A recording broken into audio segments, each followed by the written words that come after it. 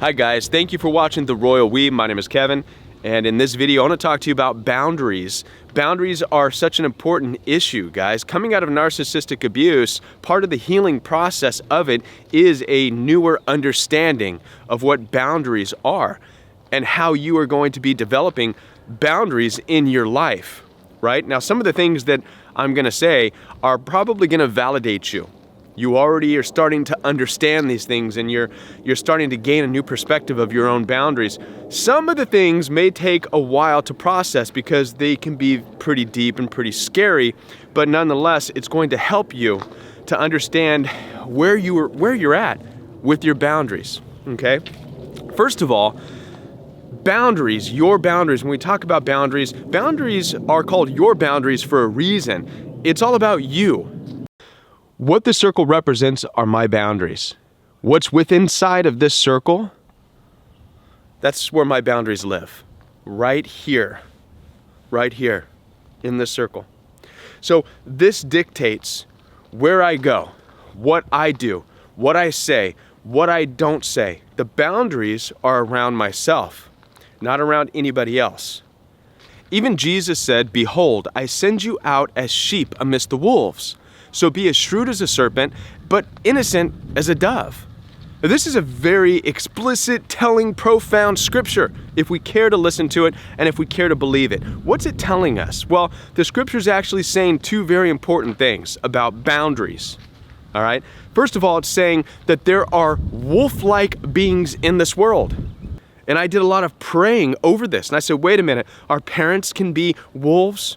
Our best friends can be wolves? Our boyfriends, our girlfriends, our spouses can be wolves? Really? That's not right.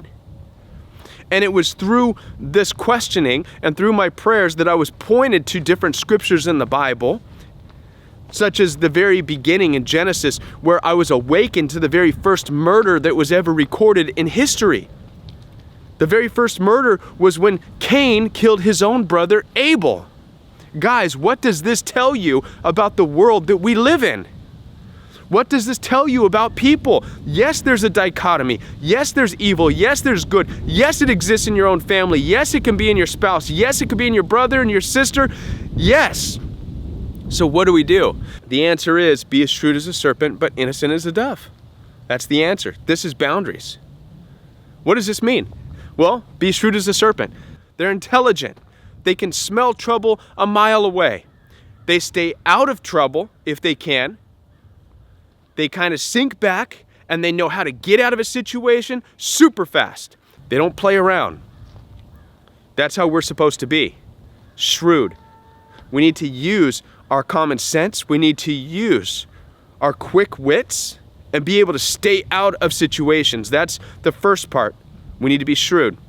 The second part of this, innocent as doves. We don't go looking for trouble, guys. When we come across narcissistically abusive people in our lives, we don't go and ask a bunch of questions, try to solve the problem, try to fix them. That's looking for trouble. That's not being innocent.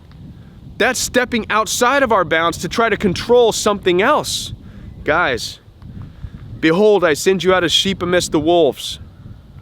Do you really think you can control a wolf? This is something I struggled with too. Good luck with that. There's a reason he used wolves in this scripture, because they're wild animals. They're uncontrollable. Good luck. There's no such thing as dancing with wolves, guys. Good luck trying to sit down and explain to a wolf how to be. Yet that's what we find ourselves trying to do. Is trying to explain to narcissistically abusive people what's right and what's wrong. Guys, when we do this, we're putting ourselves in danger. That's not being as innocent as a dove. Let's talk about implementing boundaries now. There's 3 areas in life where we can implement our boundaries so that we can stay safe. Okay, the first area I want to talk to you about is your own path in this life, your own journey. There's this path that I'm on right here, right? Now, what's going to be the best, most efficient way for me to get from this point where I'm at right now to the end of this trail, which is where I want to be? Well, the best way is to follow this path. That's the best way to ensure that I get there. Now, Is there a lot of beautiful things over here? Yes, there is. If I were to go off this path, does it look good? Yes, it does, but let me show you something. Along with the beautiful scenery over here, there's also cliffs, bluffs, right? There's also some dangerous things that I have to watch out for. Okay, it's important to understand this. Narcissistic abuse takes place in our life when by seducing us off of our path because it looks good, because it says good things to us.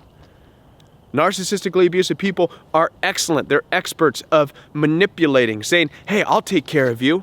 I'll be everything that you need me to be. And before we know it, we're off our path, believing it, way over here, enjoying the scenery, but kind of not looking at the danger as well. The cliffs. Remember, guys, narcissistically abusive people gain power over you by pulling you off of your path, by seducing you away from the journey and the path you have in this life. Remember that. The next area in your life that you can set boundaries around is your own time. Your time is precious. Your time is fleeting, guys. It is going away very quickly. Listen, you're not growing younger, you're growing older. Every moment is precious. What are you doing with your time? Where are you going to spend your time? Again, narcissistically abusive people take advantage of your time. They control and dictate what you should do with your time. Well, you need to come over to our house for this party. You need to come spend Christmas Eve over here. You need to let me come into your house and talk to you. You should go out with us. You should, all this and that. It's all demanding of your time. Your time is precious.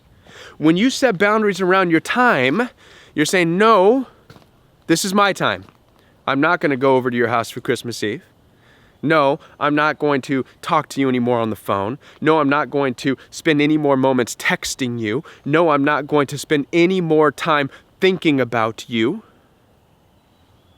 My time is precious. And instead, you're going to set boundaries around this time, and you are going to be the controller of your time. You're going to spend your time thinking about what you want to think about. You're going to spend your time doing the things that you want to do with the people you want to do it with.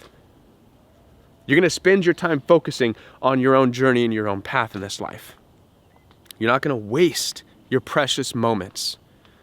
It's in these places where we're wasting time with people we have no business being with, in places we have no business going. This is where, again, we fall into the trap of narcissistic abuse. The last area that I want to talk to you about is in your wisdom and your understanding. Listen, you have been given a gift of rationalization, of understanding, of empathy.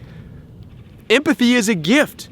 Remember, in this world of dichotomy that we live in, where evil exists, empathy is your gift. Protect it, set boundaries around it. Use your empathy to help other people who also have empathy who are struggling. Do not waste your empathy on the wolves, on people who don't get it, on people who don't care about it. Listen, guys, Jesus said, don't throw your pearls before swine, because they will trample it under their feet and then turn and tear you to pieces. He is telling us exactly what narcissistically abusive people do. Do you think he was telling the disciples to literally not throw pearls to pigs? No. What he's saying is that, listen, there's people who are not going to understand your level of empathy. They're not going to get your good nature. They're not going to know what to do with your love. Not only will they not know what to do with it, but they will hate it. So they will take your love and your good nature and they'll trample it under their feet. That's what narcissistically abusive people do, right? You give them your love, you give them your good nature, and they trample it. And then what do? They turn and tear you to pieces. You're the bad one. I want to punish you and destroy you. Listen, guys, the Bible tells us all about narcissistically abusive people and narcissistic abuse. All we have to do is open our eyes and understand this and set boundaries around ourselves. Take this stuff serious. So protect your own wisdom, protect your empathy, protect your love, protect your good nature. Protect yourself by keeping it within your boundaries. Don't just go out and throw it to narcissistically abusive people, expecting them to understand it.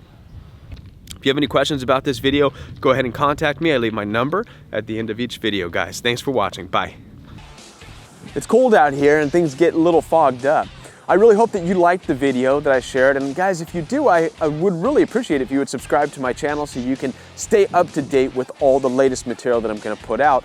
Also, take advantage of the fact that I leave my telephone number right there for you to contact me. Now, I am working on a course, and in time the course will be available, and I hope to become more of a life coach and be able to help you through and walk you through the process of healing even more than I am right now. But until that time comes, take advantage of the fact the phone number is there. I do my best to answer each and every one of your phone calls, and I appreciate your comments. I appreciate all of your tips that would help me to better help you. Thank you guys so much for being a part of the Royal We and for sharing this journey with me.